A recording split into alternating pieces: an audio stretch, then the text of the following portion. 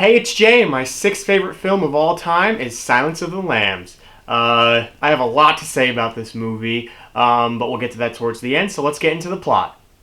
So the film opens up with FBI trainee Clarice Starling, played by Jodie Foster, being pulled from her training at the FBI Academy by Jack Crawford. And Jack Crawford, played by Scott Glenn, and he assigns her to interview psychiatrist turned cannibalistic serial killer Hannibal Lecter, played by Anthony Hopkins, to kind of get insight on the case that they're working on, trying to find psychopath serial killer Buffalo Bill, played by Ted Levine.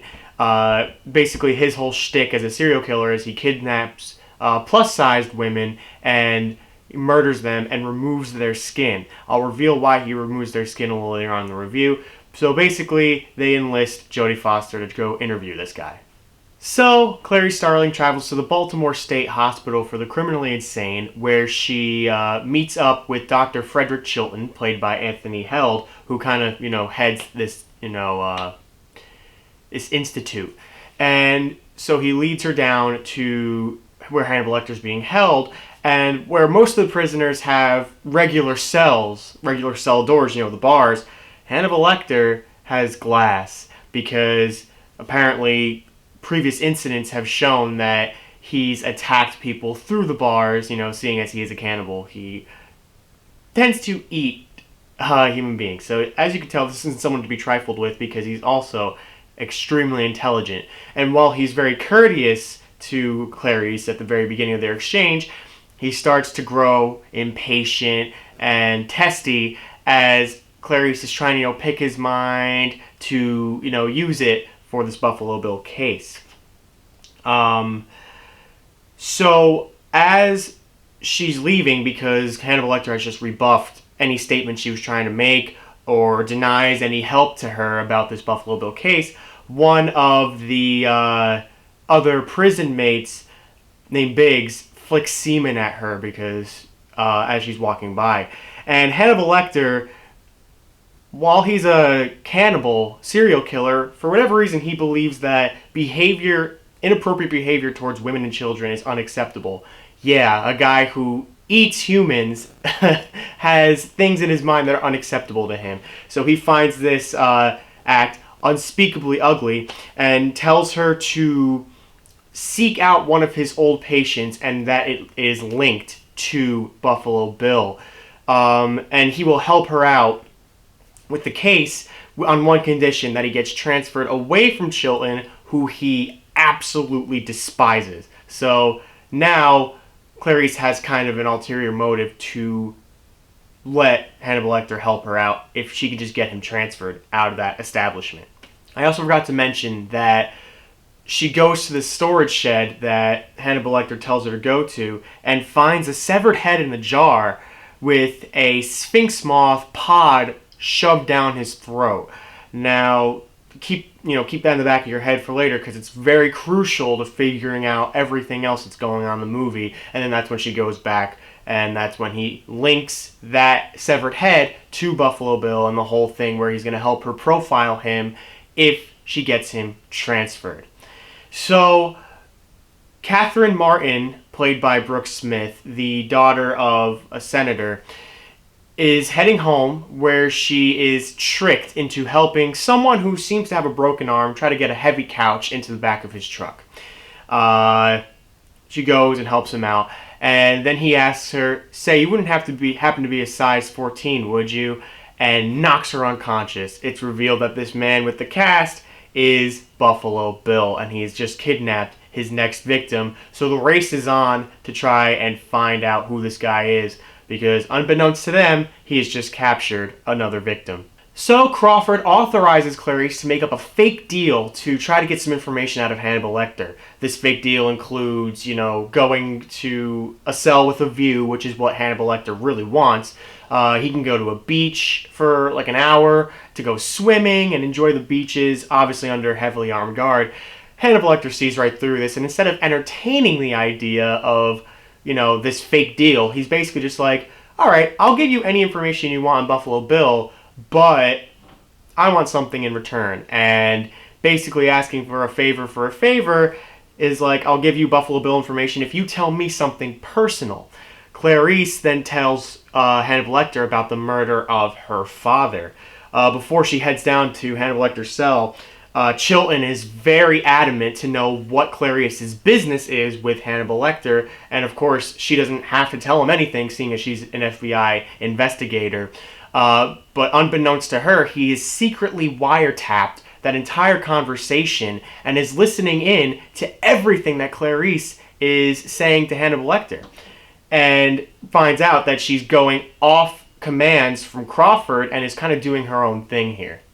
So after wiretapping the conversation, Chilton offers his own set of conditions to Hannibal Lecter, in which he agrees to take part in, and is flown to Memphis, where he just, awfully bashes and torments Senator Ruth Martin, who is Catherine Martin's mother, the senator, who is now in custody of Buffalo Bill, and is sent away, but not before giving them false information on the whereabouts and who Buffalo Bill is, by calling him Louis' friend. And Clarice is able to depict that anagram to mean iron sulfide or the fool's gold. So she's really starting to get the jump on Hannibal Lecter's anagrams and starting to figure out how he's playing this game of helping them figure out who Buffalo Bill is. So Clarice goes and visits Hannibal Lecter, who is now in a cage-like cell in a Tennessee courthouse, and demands the truth. But Hannibal Lecter won't just come out and say the name. He wants to continue their quid pro quo agreement and asks for more personal information before she gets any more from him. And she recalls the accounts of a horrific incident on a ranch that she lived in after her father died. Or her father was killed, I should say. She recalls just waking up, hearing screaming coming from the barn, and she goes to look, and it turns out it's spring slaughter for the lambs. And she tries to save one, and it doesn't turn out very well because she's just a little girl and she can't really hold this, large animal, and she doesn't get very far, and she gets kicked out of the ranch by a relative. But now that sound of the lamb screaming is, permanently in her mind, and she sometimes wakes up in the middle of the night, still as an adult, hearing the lamb scream. And Hannibal Lecter, being the smart son of a bitch he is, deduces that she's so desperate to save Catherine Martin's life because she feels that since she couldn't save the lamb, if she saves this one girl, it might cause the nightmares to stop. And just as he's about to reveal things, Chilton and the cops come in and ruin absolutely everything and escort Clarice from the building. Not before Hannibal Lecter tells her that everything she needs to know about the Buffalo Bill case is in the case file and hands it back to her. Hannibal Lecter, before he gets transferred to Memphis, sneaks a part of a pen that was on the desk in his cell, and is able to lure the guards into his cell by asking for a second dinner. And when he gets handcuffed, the way they handcuff him is they handcuff his hands outside of the cell. So that way there's no way he can, break free from them and attack anybody. But he has the pen bit in his fingers and is able to unlock the handcuffs and snatches the guards and brutally beats one with his nightstick and seemingly escapes after murdering the other cop. And now a big panic is going on because Hannibal Lecter is loose, and Hannibal Lecter is not someone to be trifled with. So Starling analyzes all the annotations that Lecter has made in the case file and comes to the conclusion that Buffalo Bill knew his first victim personally. So she travels to the first victim's home and discovers that Buffalo Bill is actually a tailor.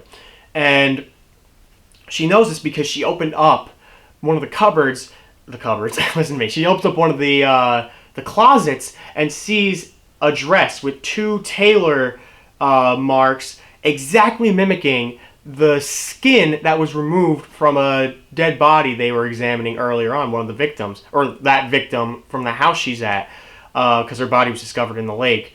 So she realizes that those exact patches were removed, and she comes to the conclusion that Buffalo Bill is trying to make a skin suit of all the victims he's captured. That's why he's been removing skin from all his victims. He's trying to make a skin suit. So she phones Crawford on to tell him all this, and he says he's already on his way to arrest Buffalo Bill, who's revealed to have his name be James Gum, sorry, and I guess I'm thinking of Guardians of the Galaxy.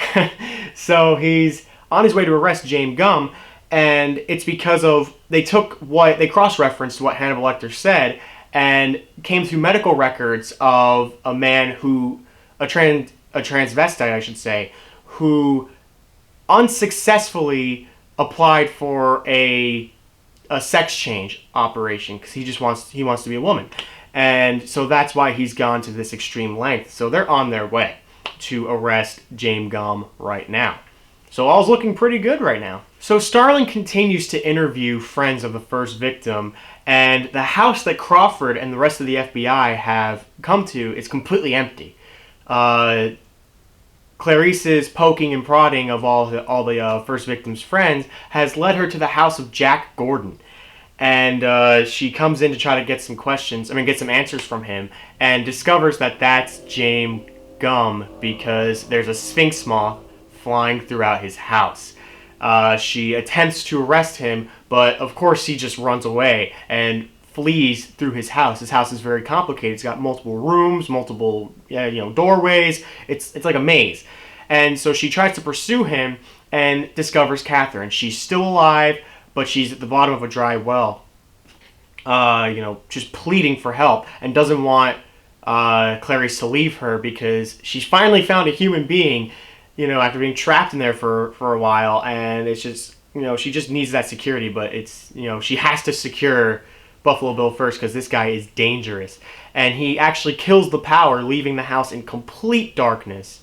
And he has night vision goggles, and he's able to stalk Clarice all throughout the house. He even gets as close as to put his hand right in front of her face, and she doesn't see it because it's completely pitch black. But the idiot gave himself away when he cocked his revolver, and that echoed throughout the night, giving away his position, where Clarice unleashed all her rounds into him, killing Buffalo Bill. So, yeah, he kind of gave himself up there in that situation. So, with Starling saving the day and, solving the Buffalo Bill case, she is, finally graduated from the FBI Academy. She's official now, and she gets a phone call, and this phone call is from none other than Hannibal Lecter. And he says, he lets her know, I'm not going to pursue you, and he wishes that she does the same for him, doesn't pursue him, but Clarice is like, I can't do that. But Hannibal Lecter's like, well, there's no sense in tracing this call because I'm going to hang up, and it's not traceable at that point. And he's having an old friend for dinner. Such a chilling line. And what he means by that is he starts to pursue Chilton, who has fled to, looks like the Bahamas or Jamaica, one of those two, and is just following him through the crowd because he's going to have him for dinner. You take that with how you you think he means it. And that is Silence of the Lambs. Oh boy. If you are a fan of crime shows, thrillers, you're gonna love this movie. First off, let's get this out of the way. Performances by especially Foster and Hopkins are unbelievable. They are so strong. And Anthony Hopkins as Hannibal Lecter is probably one of the greatest performances I've ever seen in a movie, period. And the way they write Hannibal Lecter is so solid. So solid. He's so creepy, so slimy. He's able to manipulate people. The inmate that flicked the semen onto Clarice, he manipulates him by hissing at him all night, keeping him awake, making sure he doesn't sleep. And then talks to him in such a way, psychologically, that he cuts his tongue out and swallows his own tongue, killing himself. It's ridiculous the powers he has, and his manipulation as well. After he kills the cops, he cuts the other dude's face off and, poses as him and dresses the cop up as Hannibal Lecter and puts him up in the elevator shaft. So he basically gets a free ride out of the institution and is able to go on his own, and he kills a bunch more cops. Who knows how many bodies he's killed. But It's genius. It's so solid how they did Hannibal Lecter. And Buffalo Bill, Ted Levine does incredible as Buffalo Bill. He captures that sick and twisted and yet lost soul who is just not all there mentally and just wants to be something that he can't. And it's just very frustrating to him. So you don't sympathize with him, but it's like, oh well, it's a rough story to watch. And the scene where he's dancing in the mirror, trying on the skin, putting on makeup, asking some very vulgar questions that I'm not going to repeat here. It's so disturbing and so chilling, just brilliantly done, And the fake out at the end where Crawford is heading to where they think James Gumb is, living, and every time they ring the doorbell at the fake house, the doorbell's going off at the other location. The real location is where Buffalo Bill is, and the juxtaposition is genius because you think that they're going to open the door, that he's going to open the door and get ambushed by the FBI, but he actually just opens the door and there's just Clarice standing there. And you could see it in Clarice's face when she realizes, holy shit, this is Buffalo Bill's house. And just the apprehension, the fear in her eyes, because she's still a trainee and she has no armor on. She's not ready at all for a firefight if one broke out. It's brilliant. The tension in pretty much every scene is incredible. And when you first meet Hannibal Lecter, you feel the tension as she's walking down the hall to that one chair sitting in front of a cell that's made of glass so he cannot reach through and attack you. The cell that you were warned to not go close to, and yet she goes right up to it. And you're like, what are you doing? Everything is just brilliantly shot, brilliantly edited. I especially love, I can't get over that fake out, how you think that, Buffalo Bill's going to get ambushed by the FBI, but it's just Clarice. I love that so much. You really feel time ticking, when after Catherine gets, kidnapped by Buffalo Bill, you really feel the time crunch on everybody's part about we need to figure out who this guy is immediately because this isn't something that we can take our time on, and that's why it's so frustrating when Hannibal Lecter is playing these games like, oh, I'll tell you what you want, but you have to tell me what I want to hear first, and it's like, we don't have time for that. It's so frustrating, and that adds to the genius of this film. I highly, highly, highly recommend you watch this film if you haven't, especially if you're a fan of, maybe going into an FBI position where you deal with psychopaths and serial killers like this. If you're going down that path, if you're a fan of psychological thrillers, if you're a fan of, the unsettling feel of movies, I highly recommend you watch it because it is extremely solid. I actually watched this film in my criminal civil law class in high school. That's how, quintessential it could be if you're going into that career because they handle it really, really well. It deals with entomology. It deals with so many things in the forensic field as well. So definitely check it out if you're planning on going into any of those fields. We come to my final verdict now, and this film definitely crosses the threshold out of 4 into a 4.5 out of 5 stars. It is so solid, so amazing. The acting is incredible. Both Hopkins and Foster won Academy Awards for their performances, and they are damn well deserved for that. And that's all I can say about this film. Watch it. I hope you guys respect my opinions and everything, but you're really not going to understand how amazing this film is unless you go out and watch it yourself. It is a classic. It is so solid, and that is why it is number 6 on my list. Make sure you guys stay tuned next week for my review of Quentin Tarantino's most recent film, Once Upon a Time in Hollywood, because I got a lot to say about that too. It's a wild ride. So make sure you guys like, subscribe, comment, all that, share with your friends, hit the bell icon so you get notified when I upload the next video. And until next time, guys, that's a wrap. Now get your shot of me. I'm going to stand here and you can what you want with it. Oh my god. Do you want zoomed? Yeah, just a bit so you don't see the phone. So you're kind of out this way so you can see the actual lights Okay. turning off. So, ready and go. I said ready and go. That's me, okay. Ready and go. Perfect! Oh fuck, we're not supposed to be talking. Anyway, that's gonna be in the blooper.